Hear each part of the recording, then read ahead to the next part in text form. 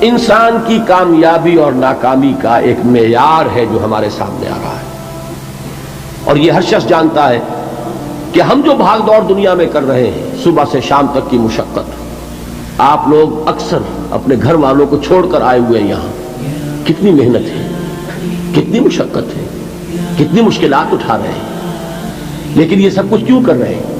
کامیابی کے حصول کے لیے۔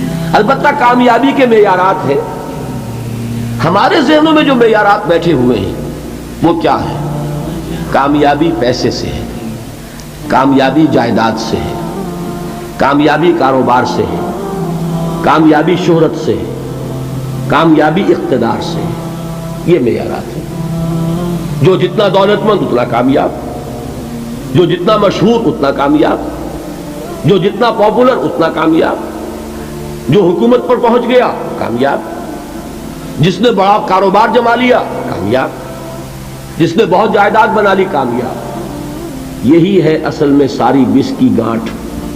جو تصور کامیابی کا ہوگا اسی کے مطابق آپ کی بھاگ دوڑ ہوگی، اسی کے لیے جد و جہد ہوگی، اسی کے لیے توانائیاں صرف ہوں گی، اسی کے لیے دن رات کی مشقت ہوگی۔ یہ ہے اصل شے جس کی یہاں نفی ہو رہی ہے۔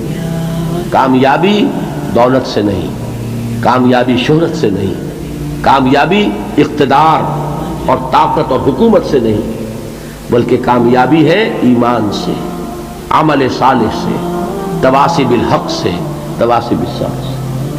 اگر تو دولت سے کامیابی ہوتی تو قارون بہت کامیاب تھا، اگر حکومت سے کامیابی ہوتی تو فرعون اور نمرود بہت کامیاب تھے۔ کامیابی ان سے نہیں ہے۔